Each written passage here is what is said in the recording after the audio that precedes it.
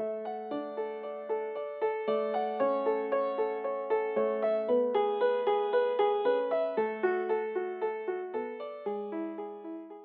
everybody, Pat Huntoon here from Technique Junkies, and today I'm going to be showing you a very fast little way to make a sweet card using a sunflower and a misty and some glitter markers. And I have a couple of tips for you along the way that I think will make it really interesting for you. So let's get started. I'm actually starting with a piece of 3.5 by 8.5 piece of paper. Now, this might seem like a really strange little size, but I was making 5 by 5 cards, so they were folded in half. And this was the remain, the 3.5 by 8.5. We're starting with the S805 Sunflower Duo set from Technique Junkies. So that's the stamp, the Sunflower Duo stamp. And inside the card, we're going to have a sentiment. We're going to be using the Sunflowers Are Kisses from the Sun sentiment from the Sunflower Sentiment set of 2 SD895s. To get started, here's your first tip. When you are using a Misty and you need to fold cardstock, I'm going to lift this just a little bit so you can see it from a little higher up maybe. And you need to fold cardstock. What you do is you take your piece of cardstock, obviously very long, put it into the corner, and then fold this piece down into the corner. What that does is it gives you a nice, even, perfect fold every single time. It's a perfect piece of cardstock, perfectly folded every time. What I'm going to do is down in the corner, and then I'm going to be using black StazOn ink to do my sunflower. So this is ready to be colored. I'm going to be taking the Nuvo Glitter Markers, and I'm going to be using several of them. First, I'm going to start with 189 Morning Moss, and I'm just going to color.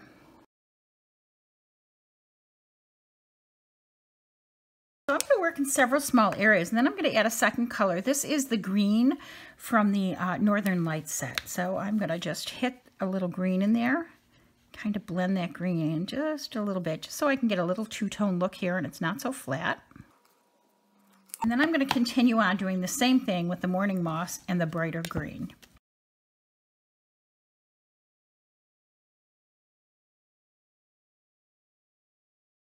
One of the questions I'm frequently asked is about the nib on these. These are not a fine tip marker. So when you are taking a piece of paper, and there's plenty of fine tip markers out there, but the true value and the beauty of these is that beautiful shimmer that they lay down. This is not a fine tip. You don't necessarily need a fine tip. So you're going to get tips from there to there to there, depending on how you hold it. You can even get just a little finer if you're light. I've been working with these a while. I know what the touch is, but you could, when you get to them home, you play with them and you can figure out what the right touch is for these markers. Now I'm going to be finishing coloring these using the remaining markers. I'll be using Iced Americano at 190. I'll be using the rust from the Ember Glow, the gold from the Ember Glow, and just finishing this off, and I'll do it in quick time.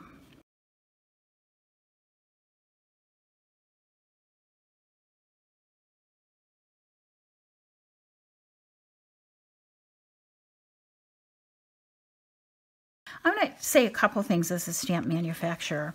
When we make stamps, when we have an illustration and we have shading on that illustration, don't be afraid, especially if you're not a confident shader or a confident blender or a confident colorer, to use those areas as a guide on where you can shade.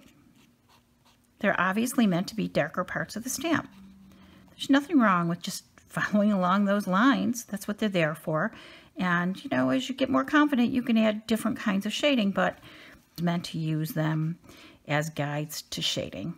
So that's just a little aside as a stamp manufacturer. I'm just going to blend that a little bit. And you notice while these markers are still wet, they're easy to blend.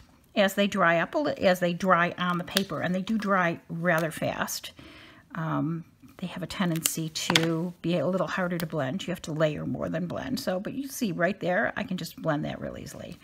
Okay, so there's my sunflower. The outside of this is done. So now we're going to just stamp this very quickly with the sentiment, which I've already put in place. And what I'm going to do that, since this is dry, nothing's coming off on my fingers, I'm going to fold it inside out, put it in the other corner and tack it down. And then I'm going to use the same StazOn ink for the inside. I'm just going to ink that stamp And just give that a little pop on there. Oh, look at that. Sunflowers are kisses from the sun. So that's the actual little card. Let me show you how to make an envelope for something that's an odd size like that, especially if you don't have an envelope maker. You can take a regular A2 size envelope and using a regular trimmer, put it in the trimmer. And now you know my card is 3.5 inches, but I want to make my envelope a little bit wider than that. I don't want it to be quite, well, maybe 4 inches is good. So you can always take your card and put it over it. It's almost even a little bit too much. Let's make it 3 7/8. And I am going to cut off this bottom, the side without the flap. So you can even leave that flap open a little bit if you want, and just cut that envelope. So obviously, an envelope with a big slice in it does no one any good. But what you can do is just take a very strong adhesive. I would suggest red line adhesive, but since I don't have it on my desk, I'm just going to use my ATG gun. I'm going to use it on both sides. If you're using red line, you only need to put it on one side. And right along the edge, I'm just going to glue that together. Now, when I did this the first time, somebody said to me, oh my gosh, is that going to hold? But think about it. We glue this, right? And that stays together. So it's the same thing. Look how nicely that card fits inside there. Got a little custom-made envelope, and yes, this is just a regular mailing envelope. It fits right in there. I could leave it like that, but that envelope's a little plain. So let's give that envelope a quick little stamping. I'm just going to put, and you can see the outline of my sunflower here. I'm just going to put a little sunflower along the edge of my envelope. I'm going to color that quick, and I'll show you the final product. That is our tutorial today. Here's my custom-made envelope, my little card with matching envelope stamped inside and out, and I hope you enjoyed this tutorial.